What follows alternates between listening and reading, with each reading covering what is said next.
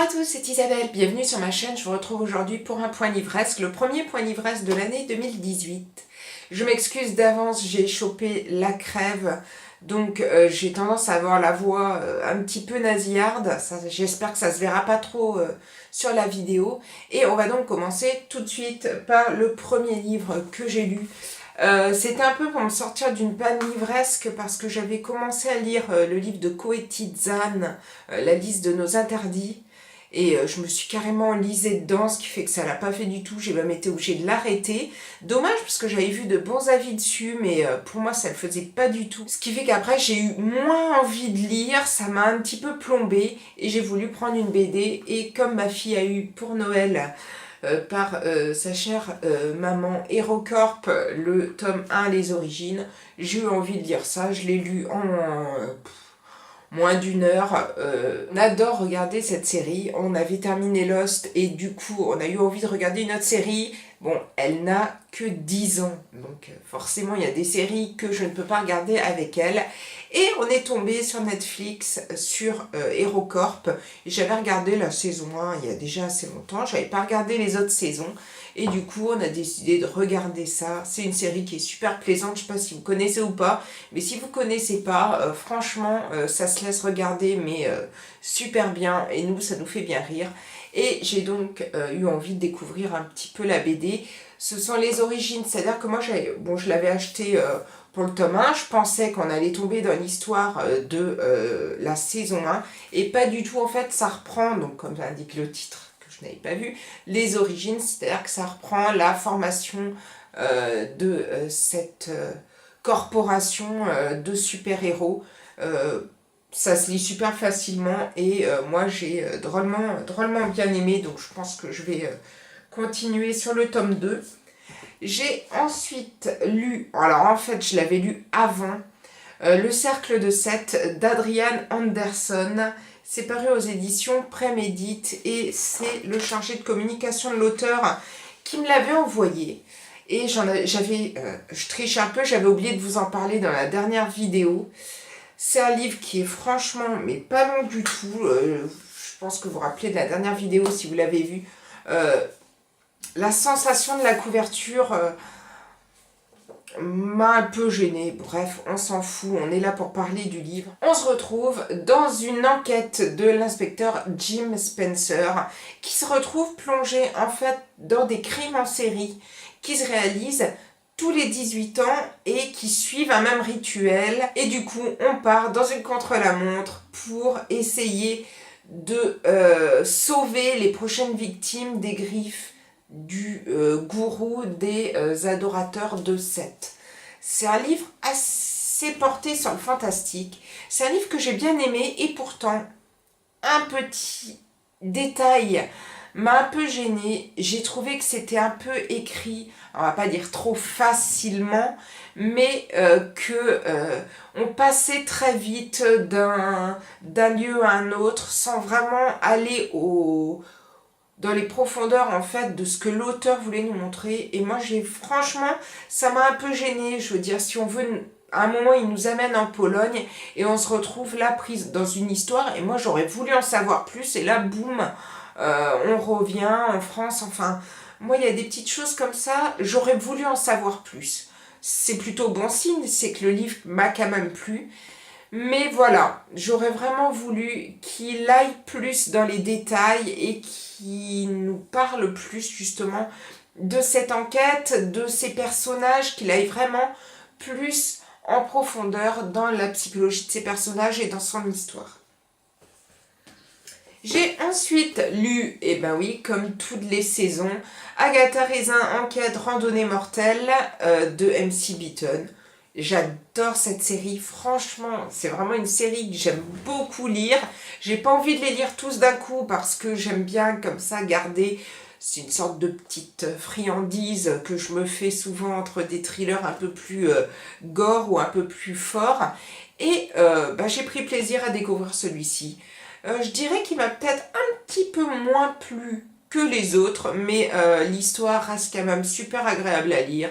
ça se lit très très rapidement et voilà, je continuerai à découvrir cette série et franchement, je trouve, mais les couvertures tellement jolies et c'est vrai que ça me rappelle mon enfance, les enquêtrices un peu qu'on voyait quand on était petit, arabesque et tout à la télé. Moi j'adorais ce genre de série et donc du coup ça me fait un peu penser à ça et j'aime beaucoup découvrir ces histoires. Le prochain livre, c'est un livre que j'ai pris au salon du livre de Toulon. J'étais partie pour prendre un livre de Jacques Sausset que j'ai d'ailleurs pris et son voisin d'à côté, Jacques Sausset n'était pas là, et son voisin d'à côté, très sympa, écrivait aussi des polars et un polar qui se passait dans un petit village à côté de chez moi et du coup en l'écoutant parler de son livre ça m'a donné envie de le lire. En plus c'est paru dans une maison d'édition que personnellement j'aime beaucoup, qui sont les éditions La Joanie.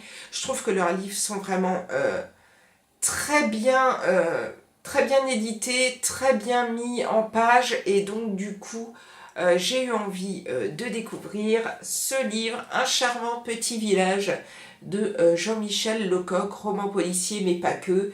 C'est donc dans cette série-là, j'avais lu, je crois que c'est l'année dernière ou l'année d'avant, je ne sais plus, celui de Sandra Martineau, Dernière escale, que j'avais adoré. Et du coup, j'ai eu envie de découvrir celui-ci. Il a écrit déjà d'autres livres avec ce commissaire qui s'appelle Théo Paillardel et franchement ça a été une super lecture. Donc l'histoire, ça se passe à Villecroze, donc dans le Var, un tout petit village calme au demeurant qui est chamboulé par la découverte d'un couple décédé chez eux. On croit tout d'abord au suicide, mais forcément vous doutez bien que c'est un peu plus compliqué que ça et on se retrouve pris dans une enquête. Franchement, moi j'ai adoré ce bouquin. J'ai adoré les personnages. En plus, c'est toute la vie d'un village qui est mis en scène et moi, connaissant le village, ça m'a fait plaisir de retrouver un petit peu des personnages que je connais ou que j'ai l'habitude de côtoyer parce que, de par mon métier, je travaille dans un office de tourisme, donc forcément, la fille de l'office de tourisme de Villecroze, j'ai eu l'occasion de la voir et puis ça m'a fait marrer un petit peu de voir un personnage comme ça dans ce livre. J'ai beaucoup aimé l'écriture, j'ai beaucoup aimé l'histoire et je ne peux que vous encourager à découvrir ce livre. Ça a été pour moi un très très beau coup de cœur. Donc si vous l'avez lu, n'hésitez pas à me le dire. Mais si vous n'avez pas lu cette histoire et que vous avez envie de découvrir un petit thriller français plutôt sympa, franchement je vous le conseille. Ça se lit super rapidement. Et on va arriver à la fin de ce point livresque avec mon dernier livre, c'est-à-dire le livre que je viens de terminer là. Il s'agit d'Après la chute de Denis Léane. C'est paru aux éditions Rivage et je n'ai encore à ce jour, je n'avais pas lu de livre de Denis Léane. J'avais vu deux films, enfin deux adaptations de ces livres qui sont Mystic River que j'avais adoré. Je pense franchement que ce livre-là, je vais le lire parce que j'avais tellement aimé le film que je pense que le livre, ça va grave le faire. Et Shutter Island, qui est un film que j'avais adoré, au-delà du fait qu'il y ait Leonardo DiCaprio dedans, que j'adore, j'avais vraiment trouvé ce film super réussi. Et tout comme Mystic River, le livre doit vraiment être à la hauteur du film. Bref, j'ai pris celui-ci à la médiathèque l'autre jour parce que j'avais envie de le lire, que c'est une nouveauté et que ça traînait tout seul sur un petit présentoir. D'ailleurs, je comprends pas. Des fois, il y a des livres, petit aparté, mais il y a des livres, des nouveautés qui traînent comme ça. On se demande pourquoi les gens ne le prennent pas. Pourtant, il y a du monde qui passe à la médiathèque. Bref, moi je l'ai pris et je ne regrette pas du tout. On est donc avec le personnage de Rachel. Rachel a une enfance pas très joyeuse parce que elle n'a jamais connu son père. Elle a toujours souhaité le connaître, mais sa mère ne lui en a jamais parlé. Et sa mère, elle était une auteure de livres sur, justement, paradoxe, sur les clés d'un mariage réussi, comment réussir à garder une attirance mutuelle entre les époux, bref. Et Rachel va partir au tout début du livre. En cherchant à savoir plus sur ses origines, elle va engager un détective privé, Brian Delacroix, un jeune homme qu'elle va ensuite redécouvrir quelques années après, quand elle sera un petit peu au fond du trou, quand son métier de journaliste va vraiment flancher suite à une succession d'événements. Et elle va retrouver Brian Delacroix et ils vont se marier tous les deux. Et forcément, vous vous doutez bien que les choses ne vont pas se passer comme prévu. J'ai pas trop envie de vous en dire plus parce que sinon, je peux vous raconter toute l'histoire, mais je vois pas trop l'intérêt. C'est un livre. Faut pas s'attendre à vraiment, voilà, elle part à la recherche de son père et boum. Non, c'est vraiment un ensemble de choses qui se passent, de plusieurs histoires dans un livre en fait. Et j'ai vraiment moi beaucoup aimé. Et j'ai vraiment moi beaucoup aimé justement le fait qu'on reste pas pendant tout un roman. Il fait quand même 450 pages sur voilà, l'enfance ratée de Rachel, la recherche de son père. C'est pas le plus important. Le plus important, c'est Brian Delacroix qui est un peu bizarre. C'est aussi Rachel qui a un peu sombré du côté obscur de la force. Et moi, j'ai beaucoup aimé l'écriture de Denis Léane. Je trouve qu'il a vraiment porté cette histoire. Il m'a donné envie d'en savoir plus. Il m'a donné envie d'arriver au bout du livre. Et il m'a également donné envie de découvrir d'autres de ses livres. Tout au long du livre, j'ai eu l'impression aussi de vivre un film. C'est vrai que j'avais tellement aimé Mystic River, surtout celui-là, vraiment, et moi il m'avait scotché, que celui-ci, j'en mettrai pas ma main à couper, mais je pense que dans quelques années, on le retrouvera en film, parce que c'est vraiment une histoire qui est faite pour être filmée, qui est faite pour être adaptée à l'écran. Rendez-vous dans quelques années, si on retrouve l'adaptation d'Après la chute, vous vous rappelez de ce moment mémorable où je vous en ai parlé dans une vidéo ou pas.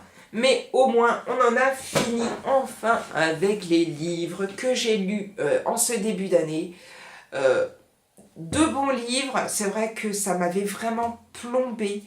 En plus, il me semble que Koé Tizan n'était pas la seule responsable de cette panne monstrueuse que j'ai eue en fin d'année. Certes, les fêtes étaient peut-être responsables aussi, mais je sais qu'il y a un autre livre que je n'ai pas réussi à finir. Le seul problème, c'est que ce livre-là m'a tellement marqué que je n'arrive même plus à me rappeler du nom. Passé un temps, je voulais absolument, même si ça ne me plaisait pas, je voulais absolument arriver à la fin d'un livre. Et plusieurs fois, j'ai regretté en me disant que finalement, j'avais perdu mon temps parce que voilà, le livre ne m'avait pas plu au début et donc forcément, le livre ne m'avait pas plu non plus à la fin. Si vous avez lu ce livre qui s'appelait donc La liste de nos interdits et qui a pourtant de très très bonnes notations sur Babelio, n'hésitez pas à me laisser votre avis, ça me donnera peut-être envie de le reprendre plus tard. Ça m'a pas donné vraiment envie de lire d'autres livres de cet auteur, malgré le fait qu'elle en ait sorti un récemment et qui avait une 4e de couverture très intéressante, mais bon, la liste de nos interdits avait aussi une 4e de couverture très intéressante et au final, ça a quand même fait plouf pour moi. J'espère que cette vidéo vous aura donné envie de découvrir certains de ces livres. Si vous les avez lus, n'hésitez pas à me laisser vos avis en barre de commentaires. Et moi, je vous dis à bientôt pour une prochaine vidéo. Prenez soin de vous. Ciao, ciao!